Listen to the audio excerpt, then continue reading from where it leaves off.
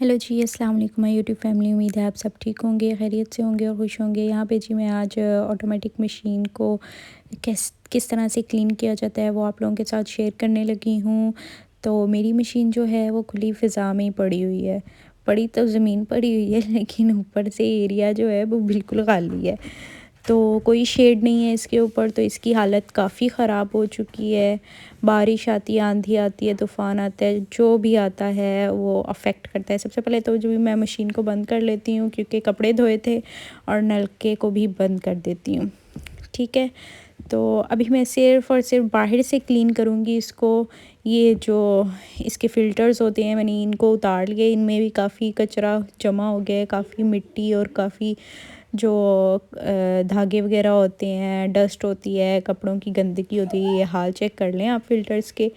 तो इन सब चीज़ों को भी हम अच्छी तरह से क्लीन करेंगे, और ये साइड्स जो होती हैं इनको भी अच्छी तरह से क्लीन करेंगे। टब की डीप क्लीनिंग मैं अभी नहीं कर रही, टब की डीप क्लीनिंग की वीडियो नेक्स्ट मैं आप लोगों के साथ शेयर करूँगी। अभी सिर्फ़ और सिर्फ मशीन के फ़िल्टर्स को किस तरह से क्लीन कर किया जाता है। बिल्कुल न्यू हो जाएंगे आपके फ़िल्टर्स, बिल्कुल एकदम नए हो जाएंगे। आप गंदगी चेक कर सकते हैं।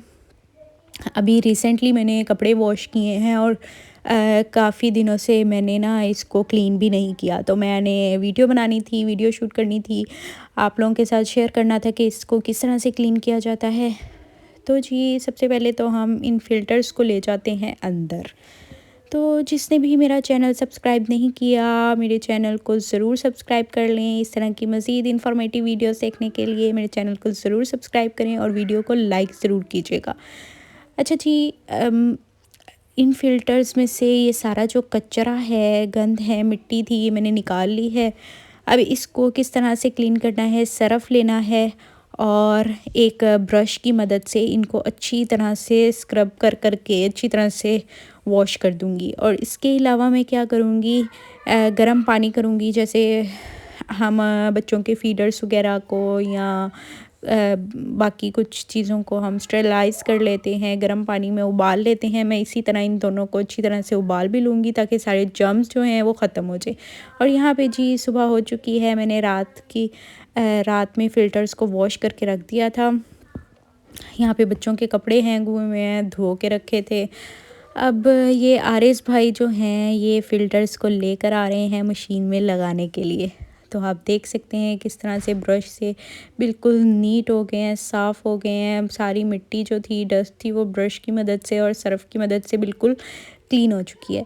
तो अब हम इसको रख लेते हैं मशीन के अंदर। तो जी फ़िल्टर्स को हमने जहाँ पे लगाना है वो भी अभी साफ़ होने वाले हैं। तो यहाँ पे जो है मैं सरफ़ पहले डाल देती थी, और मेरी मेड्स भी जो हैं वो अक्सर यहीं पे डाल देती हैं। मैंने इसको साफ़ भी किया था, लेकिन ये मेरी मेड ने फिर 1-2 दफ़ा डाला है तो ये गंदा हो गया है। अब इसको भी मैं अच्छी तरह से ब्रश की मदद से साफ़ कर लेती हूँ।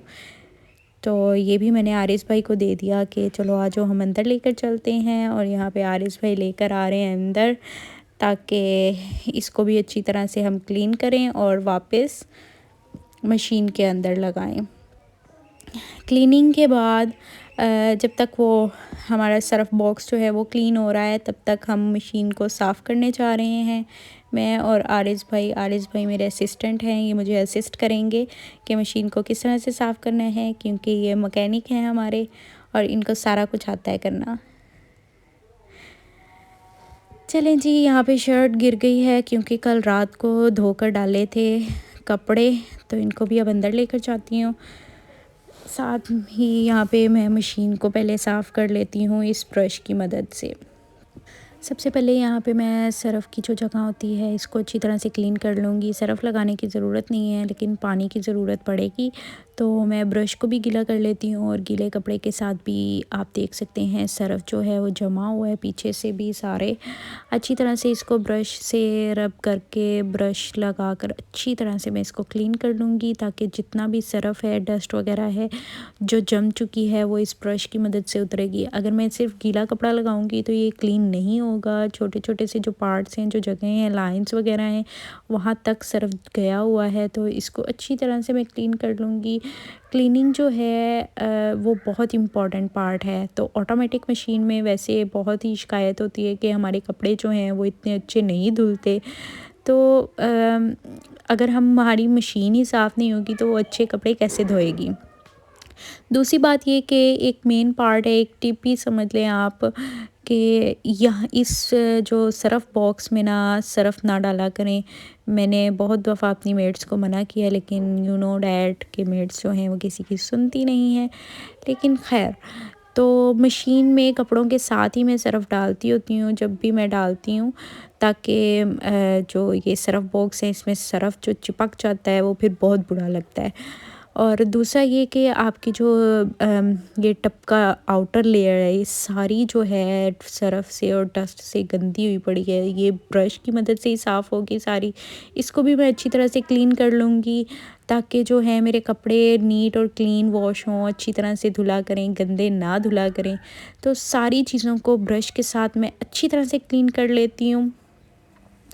जैसे ही बाकी चीज़ों को हम अपने घर की बाकी चीज़ों को क्लीन रखते हैं, उस तरह से हमें अपनी मशीन को अपनी क्लीन रखना चाहिए, क्योंकि मशीन साफ़ होगी तो कपड़े अच्छे वॉश होंगे और कपड़ों से ही हमारी ग्रेस नज़र आती है, हम ग्रेसफुल दिखाई देते हैं। अगर हमारे कपड़े ही अच्छे धुले नहीं होंगे तो हम भी अच्छे दिखाई नहीं देंगे। तो सारी चीज़ें आपस में लिंक्ड हैं, तो इसीलिए हमें सफाई-सुथराई का ख़्याल ज़रूर रखना चाहिए। तो जी, यहाँ पे मैंने ब्रश के साथ अच्छी तरह से सारी मशीन को रब कर लिया है।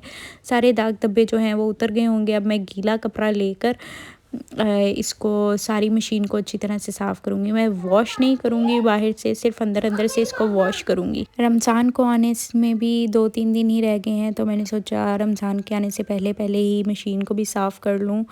और दूसरा ये कि कपड़े भी काफ़ी हो चुके हैं, लेकिन मशीन बहुत गंदी थी, तो मेरा दिल नहीं कर रहा था कि मैं इसमें कपड़े वॉश करूँ। तो सबसे पहले मैंने सोचा कि मशीन को ही वॉश कर लेते हैं, मशीन को ही अच्छी तरह से साफ़ कर लेते हैं। आप देख सकते हैं कि कपड़ा मेरा ब्लैक हो चुका है, कितना गंद निकला है अंदर से। बहुत सारी मिट्टी जो है वो मशीन पे लगी हुई थी। दूसरा ये कि आप लोगों को एक सजेशन है कि अपनी मशीन को खुली हवा के नीचे हरगिज़ मत रखें। अगर आप चाहते हैं कि आप इसकी लाइफ बढ़ाना चाहते हैं, तो आप मशीन को किसी शेड के नीचे रखें, या बेहतर होता है वॉशरूम में ही रखें। इसी कपड़े धुल जाते हैं, और इसमें कौन सा मेहनत होती है कि आप लोगों ने कपड़े वॉश करने हैं, इसने खुद ही वॉश करके निकाल देने हैं। अब यहाँ पे मैंने गीले कपड़े से सारा साफ़ कर दिया, और बाकी अगर कहीं पे मुझे डस्ट वगैरह नज़र आ रही है, कोई दाग वगैरह नज़र आ रहे हैं, तो वो भी मैं ब्रश की मदद से क्लीन कर लेती हूँ। अच्छा, मेरी मशीन जो है वो इतनी अच्छी क्लीन नहीं होगी, क्योंकि बहुत सी हवाएं लग चुकी हैं इसको, ये ख़राब हो चुकी है। तो अब आप देखें, मैं इसमें पानी के साथ ब्रश को करके तो अच्छी तरह से रब कर रही हूँ, ताकि सारी मिट्टी वगैरह उतर जाए। अच्छा जी, सारा अब ऊपर से दरवाज़ा भी इसका साफ़ कर लेते हैं। अंदर से तो सफाई-सुथराई हो गई है, और दूसरा ये कि बिल्लियाँ आकर नाचती हैं, या फिर मेड्स जो होती हैं वो ज़ोर से दरवाज़ा खोल देती हैं, ठाठा बंद करती हैं, तो मेरा दरवाज़ा जो इसका है वो भी थोड़ा-सा टूट गया हुआ है। लेकिन ख़ैर, मशीन चल रही है, इतना शुक्र है अल्लाह का। अच्छा, अच्छी तरह से सारे दरवाज़े को क्लीन कर लूँगी। मैं इसको वॉश नहीं करूँगी पानी के साथ, इसको भी गीले कपड़े के साथ ही साफ़ करूँगी सारा। अच्छा, यहाँ पे मैंने थोड़ा-सा सरफ़ लिया है, ताकि जो मिट्टी वगैरह जमी हुई है वो भी उतर जाए, और ब्रश को गीला कर के सारा अच्छी तरह से क्लीन कर लिया है। महीने में 1 से 2 बार तो आपको ये प्रोसीजर ज़रूर करना चाहिए, वरना तो कपड़े आपके अच्छे नहीं धुल सकते। आपकी मशीन ही गंदी रहेगी। अक्सर ख़वातीन क्या करती हैं, मुझ समेत ही, कि कई-कई महीने मशीन गंदी ही रहती है, और कपड़े जो हैं वो सही धुलते नहीं हैं। कसूर ऑटोमेटिक मशीन का नहीं, कसूर तो हमारा है जो हम क्लीनिंग का ख़्याल नहीं रखते। ख़ैर, ये बातें तो होती रहेंगी। अब इसके बाद मैं ये अंदर से फ़िल्टर्स को उतार देती हूँ, और फ़िल्टर्स जहाँ पे लगे हुए थे उनको अच्छी तरह से क्लीन कर लेती हूँ, ब्रश को गीला करके। और सरफ़ भी मैं यहाँ पे लगाऊंगी सारे फ़िल्टर्स को अच्छी तरह से, बिल्कुल। आप लोग देखेंगे, अभी मिट्टी चेक कर लें आप कितनी है, और साफ़ कर होने के बाद आप चेक करेंगे कि किस तरह से लश्कारे मार रही है मेरी मशीन। ब्रश का हाल भी ख़राब हो चुका है। और यार जल्दी जल्दी से सब्सक्राइबर्स और वॉच टाइम पूरा करवा दो, इतना इंतज़ार कौन करता है। इतना भी बुरा कंटेंट नहीं बनाती मैं, देखने के काबिल तो होता है ना। वो भी तो लोग हैं ना जो टट्टी पोस्ट करते हैं और आप लोग इतना शौक़ से देखते हैं। खैर यहाँ पे मैंने पानी जो है वो मशीन के अंदर ही रख लिया था डोंगे में डालकर, और ब्रश से मैं अच्छी तरह से सारे फ़िल्टर्स की जगहों को क्लीन कर लूँगी। तो मिट्टी भी काफ़ी जम चुकी है और ब्रश जो है वो छोटा सा है और वो अंदर से बिल्कुल अच्छी तरह से क्लीन कर लेता है। तो अंदर तक मैं इसको घुसा दूँगी और अच्छे से क्लीनिंग करूँगी। तो जी वीडियो को एंड तक ज़रूर देखें, मैं आप लोगों को दिखाऊंगी कि किस तरह से चमचमाती मेरी मशीन बन जाएगी। अच्छी तरह से ब्रश से साफ़ कर लेना है और इसी तरह दूसरे फ़िल्टर को भी अच्छी तरीके से साफ़ कर लेना है ब्रश की मदद से। सबसे पहले मैं इसको खोल लेती हूँ और इसको भी अच्छे तरीके से साफ़ करके आप लोगों को दिखाती हूँ कि कितना अच्छा सा ये क्लीन हो गया है। एकदम नई हो जाएगी चुटकियों में। चलिए जी, मैंने ब्रश मार दिया था अच्छी तरह से। अब इसको पानी की मदद से अच्छी तरह से मैं वॉश कर लेती हूँ ताकि सारी डस्ट जो है वो अच्छी तरह से धुल जाए। तो ये मैं इस तरह डोंगा यूज़ कर रही हूँ, आप लोग पाइप भी यूज़ कर सकते हैं। पाइप इजी रह जाता है, इधर बार बार पानी भरना तो ये मुश्किल हो जाता है। आप लोग पाइप की मदद से भी अच्छी तरह से वॉश कर सकते हैं। देख सकते हैं आप, बिल्कुल अच्छी तरह से क्लीन हो गया है। ये जो थोड़ा बहुत रह गया इसको भी अच्छी तरह से क्लीन कर लेते हैं। और दूसरी तरफ से ये दूसरा फ़िल्टर भी अच्छी तरह से क्लीन हो गया है, शाइन मार रहा है माशाल्लाह से। तो अब हम बाकी चीज़ों को, बाकी पूरी मशीन को भी अच्छी तरह से वॉश कर लेते हैं। मैंने लास्ट टाइम पाइप की मदद से किया था और तो इस दफ़ा मैं साथ साथ वीडियो भी बना रही हूँ, तो मैंने सोचा चलो इस टोंगे की मदद से ही क्लीन कर लेते हैं। चलिए जी, अब मैं दूसरे हाथ की मदद से भी अच्छी तरह से रब करके तो पानी गिराती हूँ इसके ऊपर ताकि अच्छी सी मैल कचल सारी धुल जाए। और ये जो पानी है इसको फिर हम बाद में ड्रेन करते हैं।